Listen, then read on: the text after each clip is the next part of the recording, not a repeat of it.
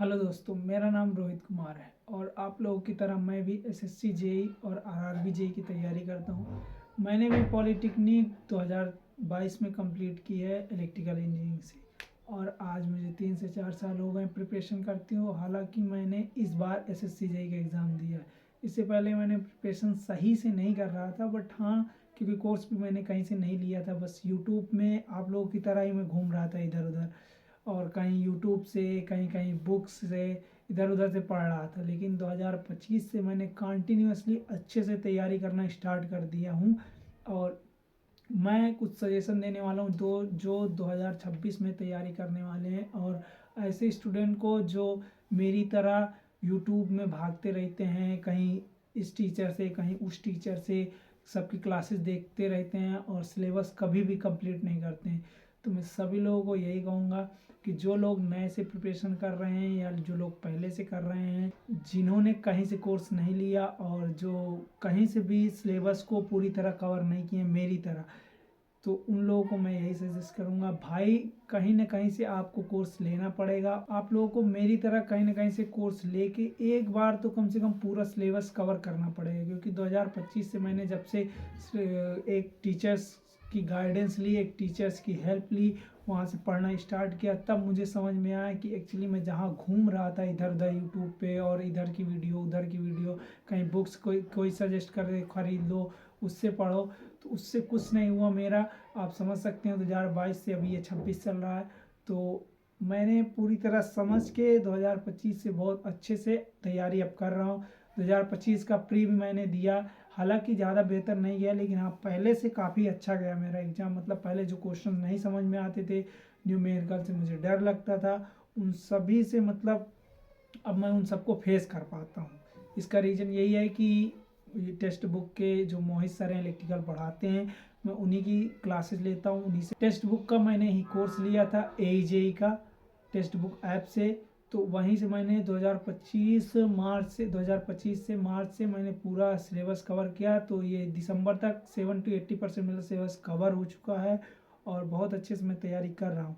हालांकि प्री मेरा इस बार नहीं निकलेगा मुझे पता है, लेकिन हाँ काफ़ी बेहतर मैं कर रहा हूँ, ये बात मुझे पता है। 2026 या 27 में जो नए स्टूडेंट प्रिपरेशन करना चाहते हैं उनको मैं यही कहूँगा कि भाई आप लोग कहीं ना कहीं से कोर्स ले लीजिए और एक बार कोर्स को तो पूरी तरह कंप्लीट कर लीजिए, क्योंकि इससे पहले मैं बहुत झेल चुका हूँ, बहुत इधर उधर भटक चुका हूँ, बहुत टाइम वेस्ट कर चुका हूँ और अभी तक कहीं सिलेक्शन नहीं हुआ।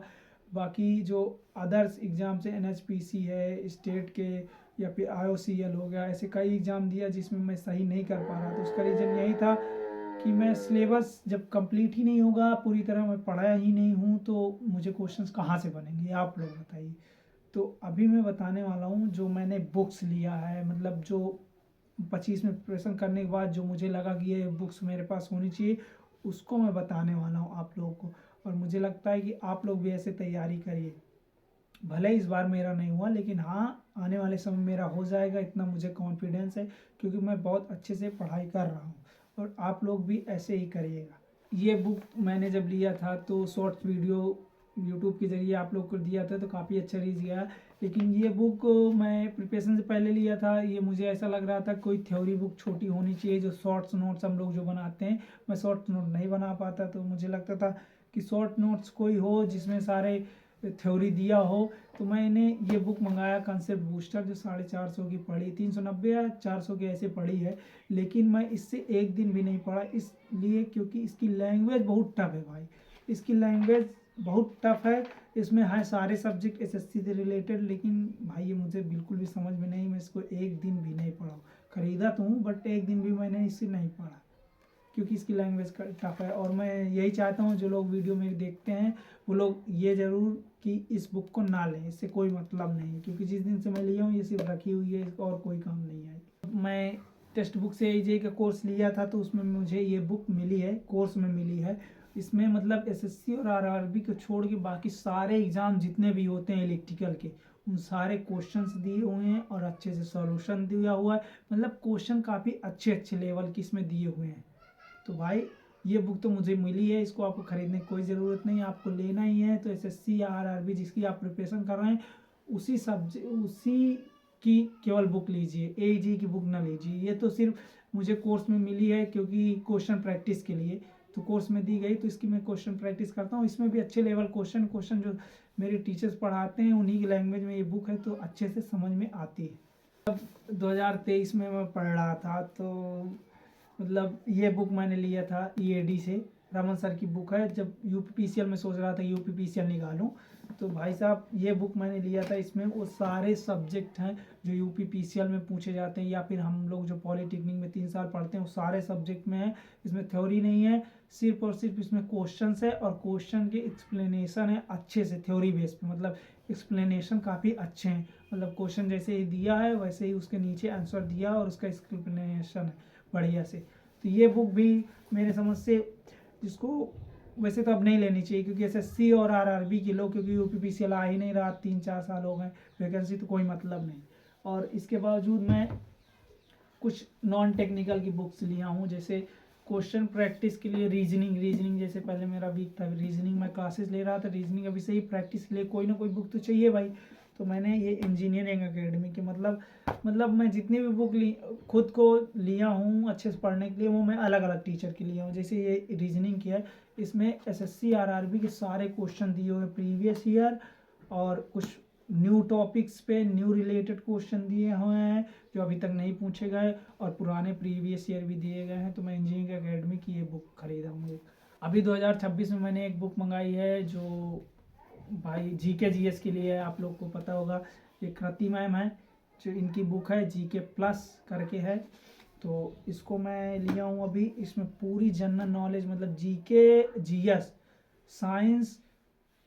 साइंस और अपना हिस्ट्री ज्योग्राफी सभी कुछ इसमें बकायदा बहुत मतलब थ्योरी में दी हुई है। और ये इंग्लिश में है, हिंदी एडिशन इसके 1 महीने बाद आने वाला।